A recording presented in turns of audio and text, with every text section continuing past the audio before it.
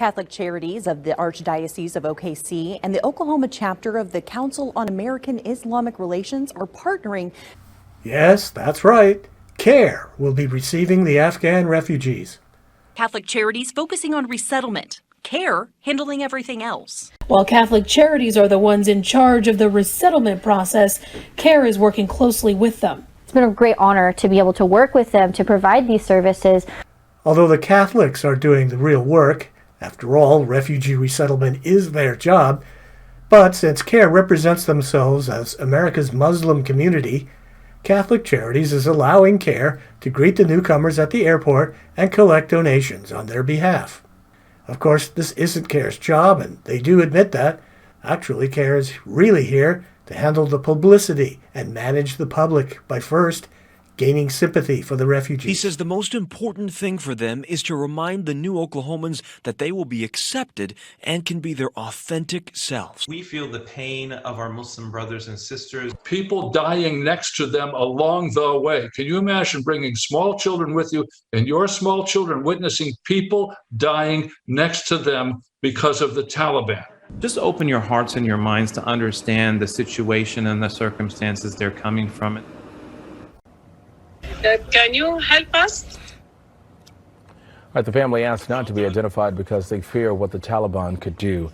The children are ages 7 to 14, and the father is a former armed guard at the U.S. Embassy there in Afghanistan. As the policy and advocacy coordinator for the Council on American Islamic Relations, or CAIR, moved here when I was very young as a war victim. As a child, Alina Jannawabi moved to San Diego to escape the violence of Afghanistan. But now that her homeland's fallen to the Taliban, she's anxious to get her father out. He has a medical condition, and the pharmacy, everything is closed. He's running out of medication. It's a terrifying situation. These people are running for their lives. Well, these are families that might be wanted by people like the Taliban. We've already had them leaving a really dangerous and volatile situation. The last thing that we want to do is bring them here to put them in more danger. And having sympathy for the refugees is all very well, but it's important not to sentimentalize them either. Those Afghans, they do deserve, they didn't only fought for Afghanistan, but they also fought for the people of the United States down here, making sure that they translate correctly and properly. Well, no, not really. These are people the Taliban let through for reasons of their own. They can't speak English and can't use a toilet or toilet paper. They defecate everywhere outside, using their hand, which they then wipe on the wall. 90% of Afghans have worms. Here is another report of people catching scabies from Afghan refugees. Is CAIR going to teach the Afghans to use toilet paper? Or are they just going to police our language?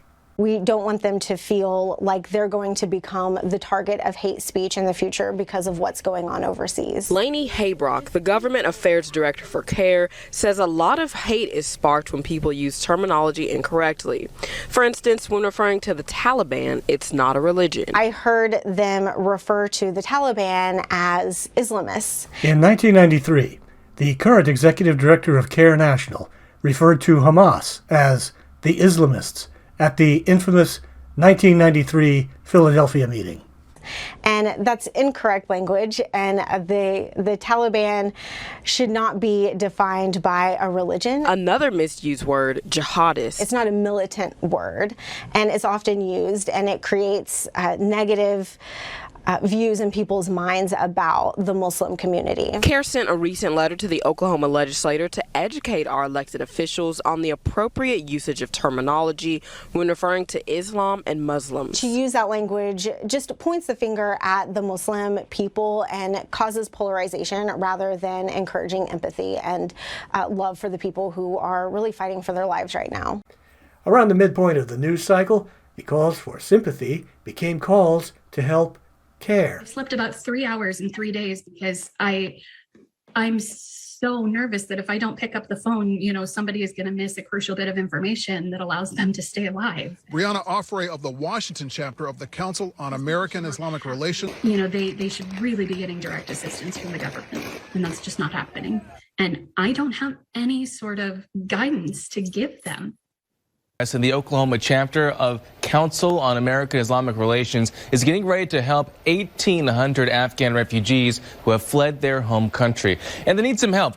The group and its legal team are working to schedule their flights out of Kabul, but face challenges once they get to the airport. Reach out to your congressperson and really tell them to pressure the Biden administration to push these things forward to make sure that there's a humanitarian corridor for these folks trying to get out of there. Yes, even though CAIR is in charge, you still have to do the work. They are only here to supervise and take credit. These are the items she's collecting. She says you can either schedule a time to drop off donations or have items sent straight to her house by ordering online. CAIR, which stands for Council on American-Islamic Relations, asks anyone who is interested in collecting donations to reach out to them and coordinate like Alyssa did. The nonprofit is also collecting clothing in all sizes. With winter around the corner, they'd like to give families coats, hats, and gloves too. The only thing CAIR asks people not to donate at this time is furniture. Welcome back. As more Afghan refugees continue to come to our state, one organization says it needs your help to make these new Americans feel welcome. News 4's Thomas Fleming spoke with the executive director of the Council on American-Islamic Relations on what you can do. I think that we're more than prepared to meet that challenge. The Equity Brewing Company and the Library OKC, the clothing rental company, pulled up in front of our office with a literal moving truck full of clothing and donated goods. And when I tell you that my mind was blown. Of course, this isn't CAIR's job, so when it became too much for them, when the attention wasn't worth it anymore, they stopped taking donations and let the professionals take over. The Oklahoma chapter for the Council on American-Islamic Relations says it's overwhelmed by all the generosity of people donating supplies for the Afghan refugees. They say they're no longer accepting donations for this week because there is more than enough. But Catholic Charities of Eastern Oklahoma is still accepting donations to help those refugees. We have some unique connections in the Muslim community in Oklahoma that we are so excited to bring to bear to serve this vulnerable group. See this poster on the wall? That's CAIR's enemies list.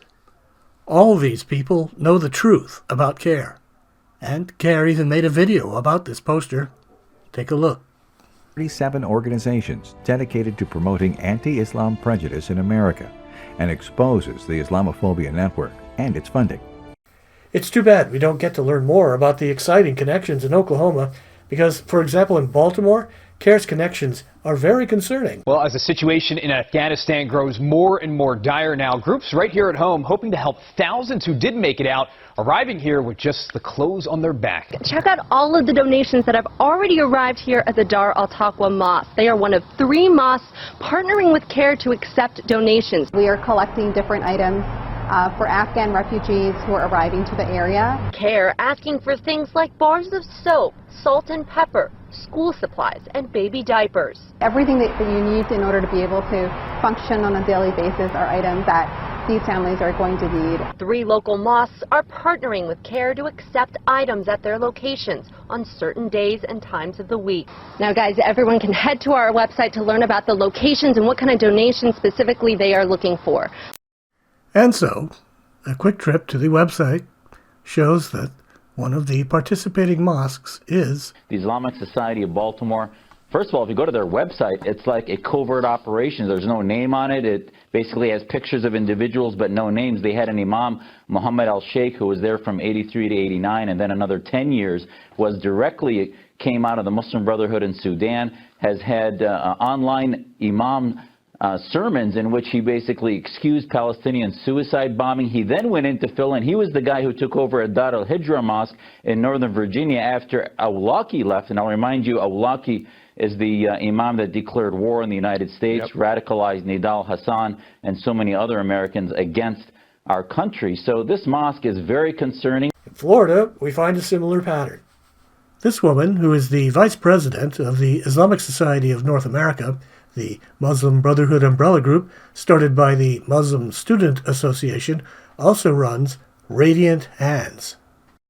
Radiant Hands is another local nonprofit that provides refugees with immediate needs like food and housing. Director Gadir Kassab told the Tampa City Council, "Our team will be ready to assist the new families by offering integration, language assistance." Florida's ABC affiliate WTXL reports The Florida Refugee Assistance Committee is an alliance of various organizations, including Council on American Islamic Relations. CAIR is the lobby for Hamas in this country. CAIR proves this every time Palestine enters the news. CAIR will join forces with other Hamas groups like the American Muslims for Palestine to host rallies for Palestine where they accuse Israel of engaging in a Holocaust or genocide. Palestine out of Gaza, especially, and the fact that our tax dollars are being used to help fund this oppression and this illegal occupation and this genocide of sorts. Helping Hand for Relief and Development. According to their own website, Helping Hand for Relief and Development is the overseas charity wing of the Islamic Circle of North America. They also work with the Al-Khidmat Foundation, the charitable wing of the terrorist organization Jamaat-e-Islami. Islamic Circle of North America. This is the South Asia branch of the Islamic movement, started by the Muslim Student Association. Like many Islamic organizations in the United States, ICNA also traces its roots to the early formation of the MSA. ICNA is the U.S. branch of Jamaat-e-Islami, a terrorist, supremacist organization based out of Pakistan. Note the appearance of Maulana Maududi, founder of Jamaat-e-Islami, in this 50-year anniversary ICNA video. Islamic Relief USA. Islamic Relief USA claims to be independent from the Muslim Brotherhood's Islamic Relief Worldwide. However, Islamic Relief USA maintains the Islamic Relief name as well as its logo and has never denounced the parent organization. In fact, they admit they are an affiliate of the World Organization. Broward County Council MSA. The Muslim Student Association is the original Muslim Brotherhood organization in America. Syrian American Council. The last known Syrian American Council chairman was Hussein Alouche, executive director of the California office of the Council on American Islamic Relations, a part of the U.S. Muslim Brotherhood, and so we have come full circle. By the end of the news cycle, Adam Soltani sounds like he's in charge of the whole operation. There are already volunteer groups that have come to greet the refugees upon their arrival. We have individuals from the Jewish, Christian, Muslim, Baha'i, Buddhist, and many other faith communities that have signed up to serve as welcome committees. He would like to thank all the little people who made this a triumph for